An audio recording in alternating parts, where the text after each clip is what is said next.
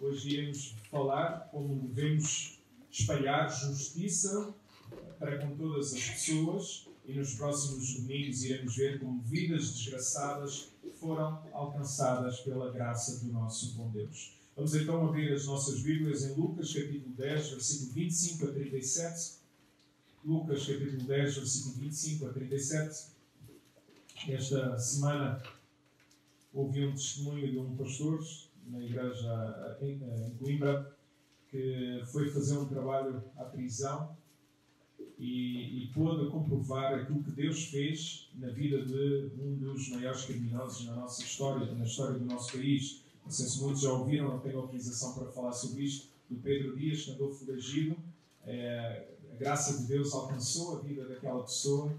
Ele não sabe se vai sair da prisão, se não, se vai lá ficar, se alguém vai fazer alguma coisa, mas Deus concedeu-lhe o arrependimento. E às vezes nós podemos ficar surpreendidos como é que isto aconteceu, mas se nós olharmos para o Novo Testamento, nós vamos ver tantas pessoas, até piores que o Pedro Dias, como o apóstolo Paulo, que foram alcançados pela graça de Deus. É uma graça que alcança, uma graça que deve ser espalhada para com todos. Então, Lucas capítulo 10, versículo 25 a 37.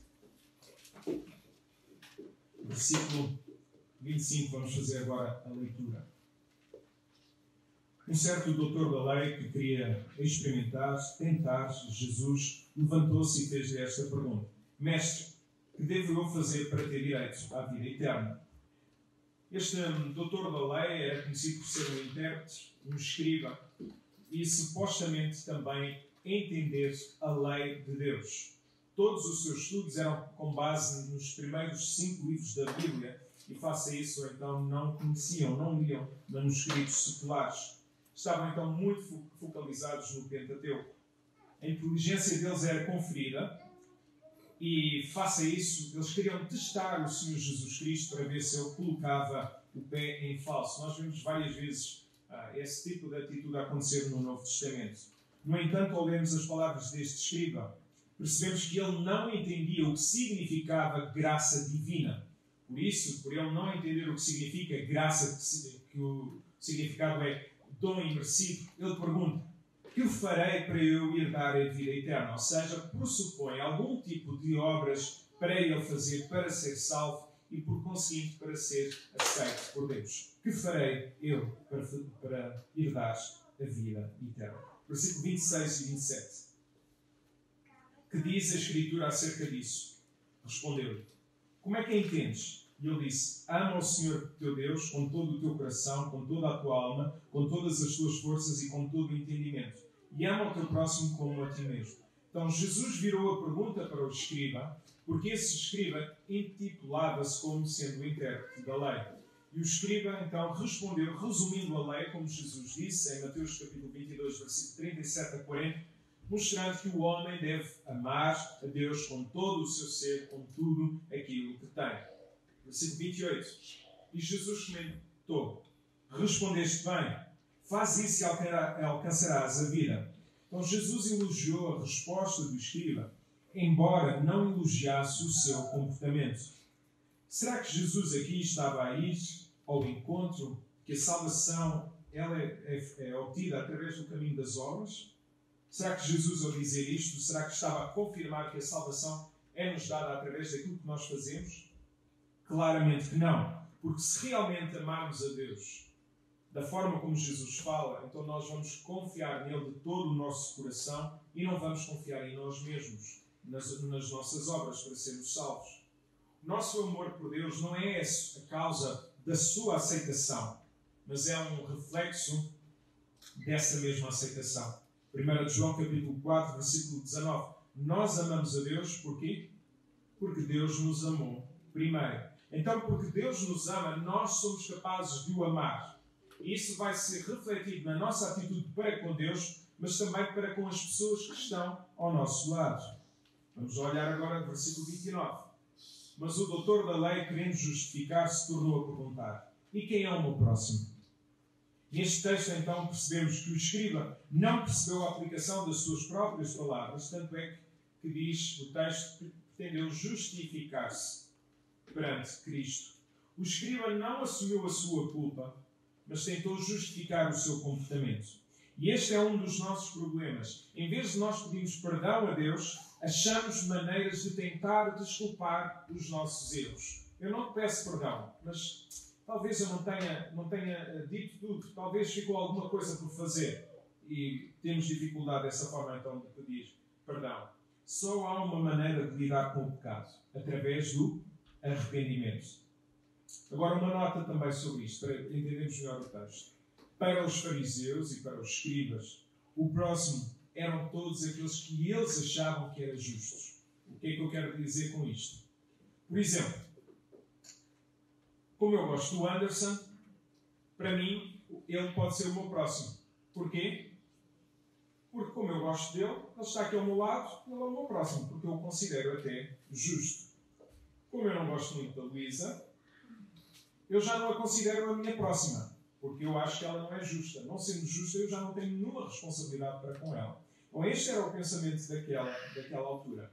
Então todos aqueles que não fossem justos, na ótica dos escribas, tal como publicanos, prostitutas, samaritanos e outros mais, não mereciam o seu cuidado, não mereciam o seu amor, não mereciam que praticassem justiça, obras de justiça para com eles.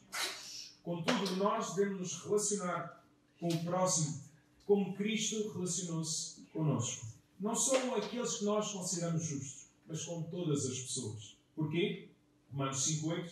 Mas Deus prova o seu amor para connosco em que Cristo morreu por nós, sendo nós ainda pecadores. Então, quando é que Cristo se relacionou connosco? Quando nós éramos seus inimigos, quando nós éramos pecadores. Por isso é que nós temos capacidade de amarmos os nossos inimigos por causa do entendimento que nós temos do amor de Cristo por nós. Por isso é que a Bíblia diz que nós devemos amar os nossos inimigos. Porquê? Porque Deus também nos amou quando nós éramos seus inimigos. E esta história, como eu falei do Pedro Dias, não nos deve espantar como é que a graça de Deus alcança essas pessoas. Deve, sim, a nossa pergunta deve ser: porquê é que a graça de Deus também alcançou um pecador como eu? Porque somos todos pecadores.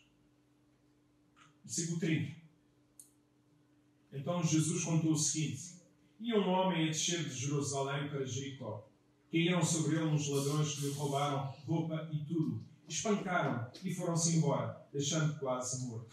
Então Jesus não respondeu à pergunta diretamente, mas contou uma parábola, uma história para ensinar uma verdade. Sendo assim, Jesus falou de um certo homem, acreditava-se que era judeu, que tinha feito a estrada de Jerusalém para Jericó. Era uma estrada conhecida por haver muitos assaltos, pois era uma zona deserta, com declive grande, o que permitia então haver muitos assaltos. Diz o texto que esse homem, esse judeu, ficou semi-morto. Versículo 31. Por casualidade, desceu um sacerdote por aquele caminho. Quando viu o homem, passou pelo outro lado. Então surgiu um sacerdote que passou ao lado e nem sequer tocou, nem sequer foi ver como estava aquele homem, se precisava de ajuda ou não. Porquê? Porque se o homem estivesse morto, e olhando para a lei, Levítico capítulo 21, o sacerdote ficava contaminado e a lei proibiu disso. Além disso, também, o sacerdote não quis arriscar a sua vida, porque ao parar naquela estrada perigosa, o risco de ser assaltado era enorme. Versículo 32. Por lá também passou igualmente um levita, que ao vê-lo se desviou. Então diz o texto que também passou um levita. Os levitas eram da tribo de Levi e ajudavam os sacerdotes no templo. Ao não parar, também não se queria contaminar, mas também não queria colocar a sua vida em risco ao ajudar aquele judeu. Versículo 33. Entretanto, um samaritano que ia de viagem passou junto desse homem e ao vê-lo sentiu compaixão. Passou um samaritano naquela estrada. Era algo muito incomum, por ser uma estrada perigosa, mas também porque os samaritanos nessa estrada sofriam hostilidades dos judeus que por aí passavam. E Jesus então colocou nesta história alguém impensável para os judeus, face então aos conflitos entre os judeus e samaritanos.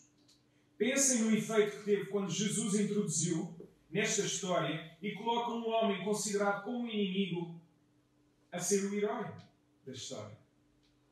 Um samaritano, aquele que não era considerado justo, que era considerado dos piores, ele vai ser o herói ou ajudar um judeu. Versículo 34. Aproximou-se-lhe também os ferimentos com azeite e vinho e pôs-lhe ligaduras. Depois colocou-o em cima do seu jumento e levou-o para uma pensão e tratou dele.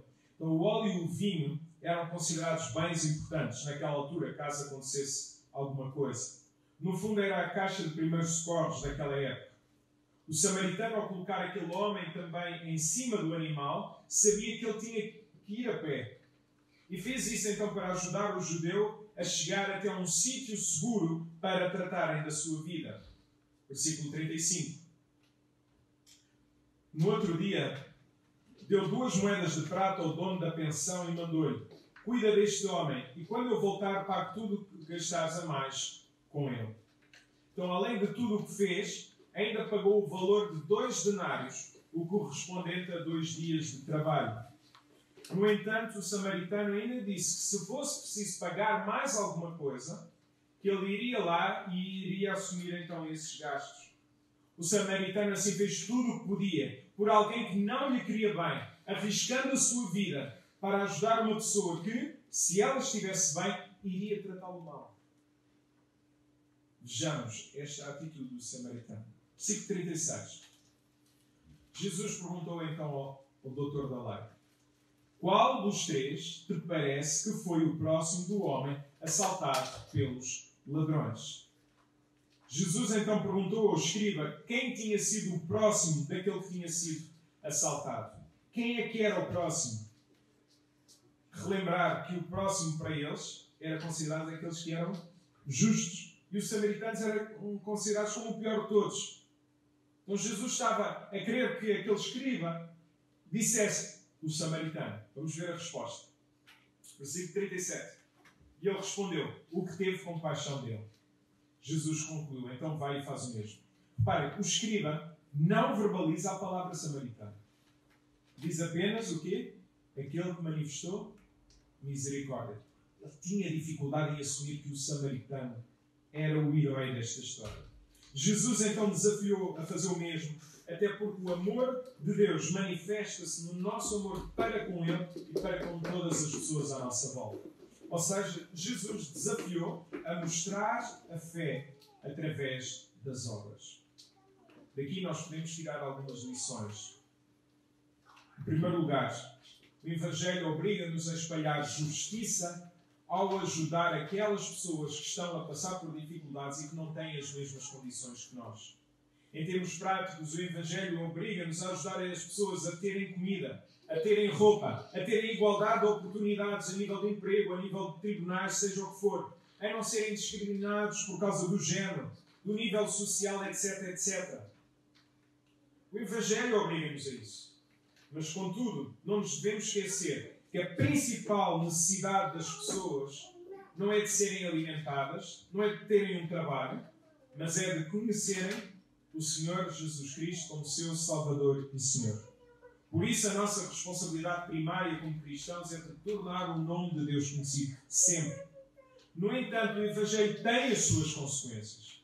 E a justiça, o ajudarmos os outros, é uma delas. Nós acreditamos no Evangelho do Senhor Jesus Cristo, mas não acreditamos no Evangelho social. Porquê? Porque o fim último deste mesmo Evangelho é ajudar as pessoas a não serem pobres. E não é ajudar os pobres a chegarem até Cristo. São aquelas obras que ajudam as pessoas, não querem saber se elas vão ouvir o Evangelho, mas querem ajudar simplesmente por ajudar. Um dos fundadores do Evangelho Social, um pastor batista alemão, Walter, e depois um nome muito estranho que eu não vou repetir aqui, ainda por cima está gravado, não vou fazer essa figura, percebeu então a pobreza do bairro em que vivia, achando que o evangelismo tradicional apenas queria a salvação das almas, mas não fazia nada por aqueles que eram famintos.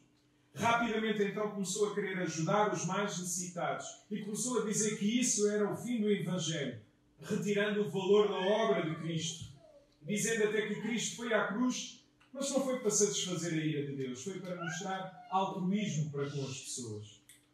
Além disso, ele acreditava que o Evangelho colocava o homem no centro e não o Senhor Jesus.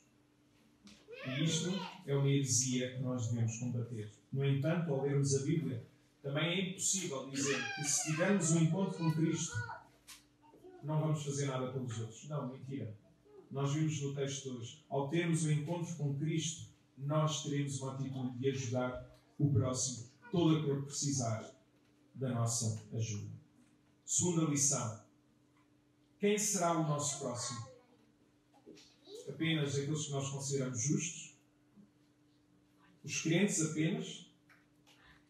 Na verdade, a Bíblia diz que nós devemos ter mais cuidado com aqueles, os mestres da fé, aqueles que partilham da mesma fé connosco. Mas, no entanto, o Evangelho também obriga-nos a ajudar todos, sem exceção. Esta parábola é a prova disso.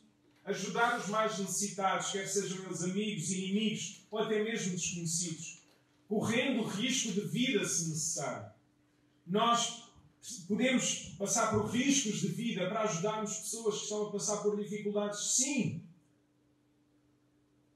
E porquê é que nós devemos ajudar quem não merece? Porquê é que nós devemos ajudar os nossos inimigos? Porquê é que nós devemos ajudar aquele vizinho que tanto nos chateia, que tanto nos irrita, mas agora a casa dele ardeu e nós temos que fazer alguma coisa por ele? Porquê é que nós temos que ajudar aquela pessoa no trabalho que fez de tudo para alcançar o meu lugar, mas de repente ela tem uma doença e está sozinha? Porquê é que eu devo ajudar? Porquê é que eu devo ajudar um familiar que nunca quis saber de mim, da minha existência, e que de repente passa por momentos difíceis na sua vida? Porquê é que eu tenho que fazer alguma coisa por ele? Por causa de Deus.